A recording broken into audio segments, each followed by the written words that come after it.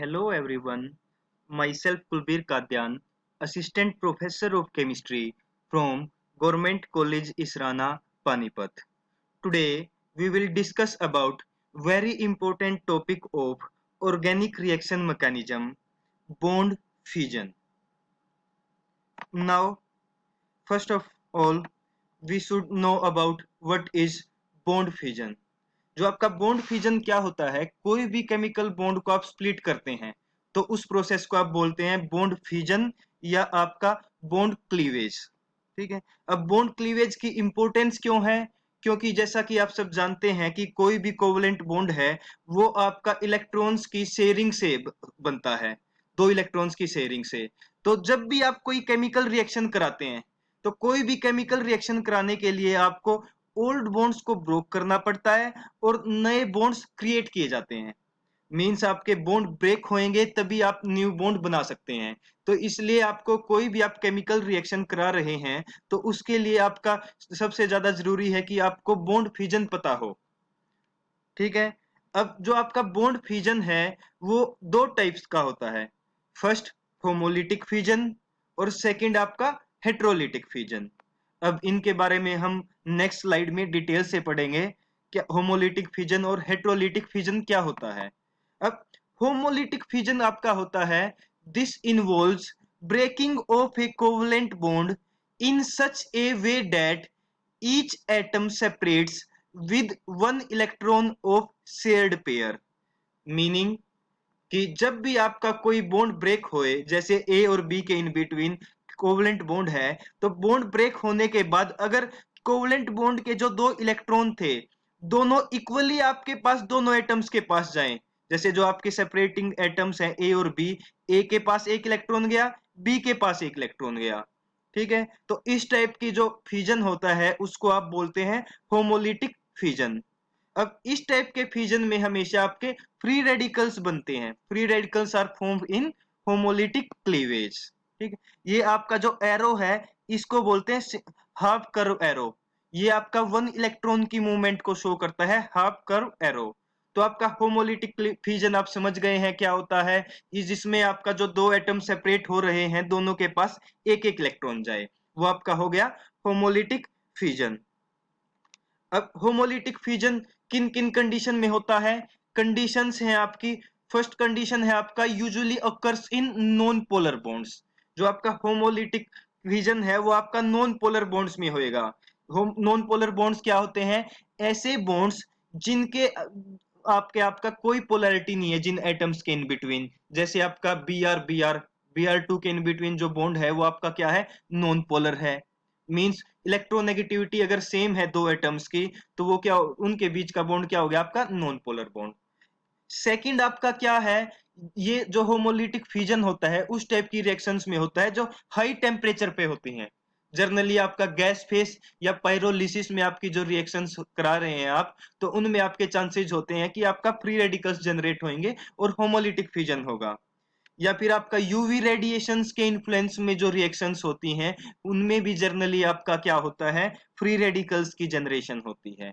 और last point है, अगर आप कोई रिएक्शन रेडिकल्स इनिशिएटर की प्रेजेंस में करा रहे हैं, जैसे कि आपका पेरोक्साइड, आपने 11th-12th में पढ़ा भी है, पेरोक्साइड की प्रेजेंस में जो रिएक्शन होती है उसमें आपके फ्री रेडिकल्स जनरेट होते हैं। आपने सिर्फ ये ध्यान रखना है कि जिस भी रिएक्शंस में आपका फ्री रेडिकल जनरेट हो रहे हैं उस रिएक्शन में आपका जो बॉन्ड फ्यूजन है वो कौन सा है? आपका होमोलिटिक बॉन्ड फ्यूजन। ठीक है। जो आपका next type of bond fusion है वो है आपका हेट्रोलिटिक बॉन्ड फ्यूजन। अब हेट्रोलिटिक बॉन्ड फ्यूजन क्या होता है? When A covalent bond joining two atoms A and B breaks in such a way that both the electrons of the covalent bond are taken away by one of the bonded atoms। क्या मतलब है इसका? कि जब भी आपका कोई covalent bond ए और बी के बीच जो कोवलेंट बॉन्ड है वो ब्रेक हो रहा है और दोनों के दोनों इलेक्ट्रॉन आपके एक ही एटम के पास जाएं, उस टाइप के बॉन्ड फ्यूजन को आप बोलते हैं हेट्रोलिटिक बॉन्ड फ्यूजन। अब हेट्रोलिटिक बॉन्ड फ्यूजन में क्या होता है, जैसे आप हम एग्जांपल से समझेंगे। ए और बी में कोई बॉन्ड है, ये आपका कोवलेंट बॉन्ड, इसमें हेट्रोलिटिक फ्यूजन हो रहा है। तो इसके लिए सपोज आपका, अगर आप ये देखें कि बी ज्यादा इलेक्ट्रोनेगेटिव है, ज्यादा इलेक्ट्रोनेगेटिव का मतलब क्या है कि आपका B have more tendency to attract shared pair of electron, means जो ए और बी के इन बिटवीन बॉन्ड है, उसके बी के पास ज्यादा कैपेसिटी है उस शेयर्ड पेयर ऑफ इलेक्ट्रॉन को अपनी तरफ खींचने की। तो इस टाइप के केसेस में क्या होगा, जब बॉन्ड फ्यूजन होगा तो दोनों के दोनों इलेक्ट्रॉन है आपके किसके पास चले जाएंगे, बी के पास।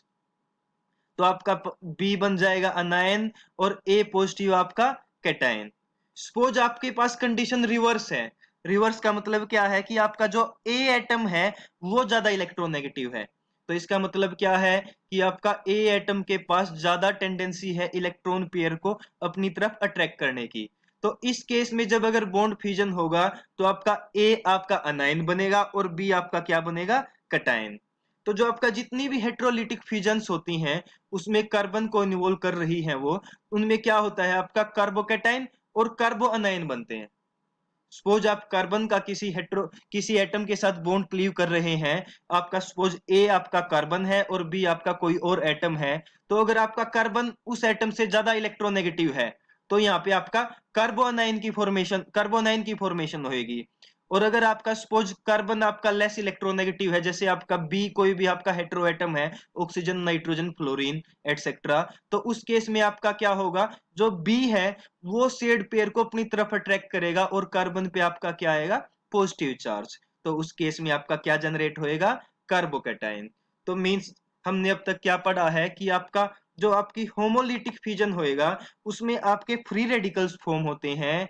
तो आप ऑर्गेनिक केमिस्ट्री की बात कर रहे हैं तो आपका कार्बन फ्री रेडिकल्स जनरेट होंगे। और अगर आप हेट्रोलिटिक फ्यूजन होता है आप रिएक्शन में, तो आपके कार्बोकैटायन और कार्बो अनायन की फॉर्मेशन होती है। अब हेट्रोलिटिक क्लीवेज के लिए क्या कंडीशन है, फर्स्ट कंडीशन है कि आपकी रिएक्शंस पोलर बॉन्ड्स में आपकी जो रिएक्शन होती है जनरली, तो पोलर बॉन्ड्स की जो क्लीवेज होएगी वो हेट्रोलिटिकली होती है। जैसे आपका HCl है, HCl जो उनके अंदर जो बॉन्ड है इसमें आपकी क्लोरीन की इलेक्ट्रोनेगेटिविटी ज्यादा है एज कंपेयर टू हाइड्रोजन। तो इस केस में आपका क्या होगा कि आपका जो शेयर्ड पेयर ऑफ इलेक्ट्रॉन है उनको क्लोरीन अपनी तरफ अट्रैक्ट करेगा, जिससे दोनों के दोनों इलेक्ट्रॉन किसकी तरफ जाएंगे, आपके क्लोरीन की तरफ। तो जिससे क्या होगा आपका Cl नेगेटिव और H पॉजिटिव। तो मींस आपका पोलर बॉन्ड्स की कंडीशन में मोस्टली आपका हेट्रोलिटिक क्लीवेज के चांसेस आपके ज्यादा रहते हैं। सेकंड आपका, जैसे हमने होमोलिटिक में पढ़ा था कि usually homolytic cleavage occurs usually in non polar bonds. तो नॉन पोलर बॉन्ड है तो इसका मतलब ये नहीं है कि हमेशा उसमें होमोलिटिक क्लीवेज ही होएगी। अगर आप रिएक्शन पोलर सोलवेंट्स के केस में करा रहे हैं, रिएक्शन आप पोलर सोलवेंट्स के केस में करा रहे हैं, तो नॉन पोलर बॉन्ड्स के अंदर भी आपका हेट्रोलिटिक क्लीवेज हो सकती है। जैसे Br2 का एग्जांपल ले लें हम, तो अगर रिएक्शन हम किसी नॉन पोलर सोलवेंट में कराएं, तो जैसा आप फोर्सेस वाले चैप्टर में पढ़ चुके हैं कि आपका in presence of polar solvent आपका नॉन पोलर बॉन्ड के अंदर डाइपोल इंड्यूस होएगा। तो कौन सी फोर्स ऑफ इंटरेक्शन आएगी, induced dipole, polar induced dipole type of interaction. तो इससे क्या होगा, आपका पोलर सोलवेंट की प्रेजेंस में क्या होगा, आपका एक डाइपोल क्रिएट हो जाएगा इस बॉन्ड में, एक Br पे स्लाइटली नेगेटिव चार्ज और दूसरे Br पे स्लाइटली पॉजिटिव चार्ज। तो अब बॉन्ड फ्यूजन होगा तो आपका बॉन्ड फ्यूजन के टाइम दोनों इलेक्ट्रॉन एक Br के पास चले जाएंगे, जिससे आपका क्या होगा, Br पॉजिटिव और Br नेगेटिव जनरेट होगा। ठीक है, एक बार फिर से हम रिपीट कर लेते हैं हेट्रोलिटिक फ्यूजन को। हेट्रोलिटिक फ्यूजन में क्या होता है, आपका जो दोनों के दोनों इलेक्ट्रॉन है किसी एक एटम के पास जाएंगे आपके। ठीक है, अब कंडीशंस है या तो पोलर बॉन्ड्स में होता है आपका, पोलर बॉन्ड्स में तो आसान है, आपका जो ज्यादा इलेक्ट्रोनेगेटिव एटम होगा दोनों के दोनों शेयर्ड पेयर ऑफ इलेक्ट्रॉन है, जो पूरा पेयर है आपका वो उसी एटम के पास चला जाएगा।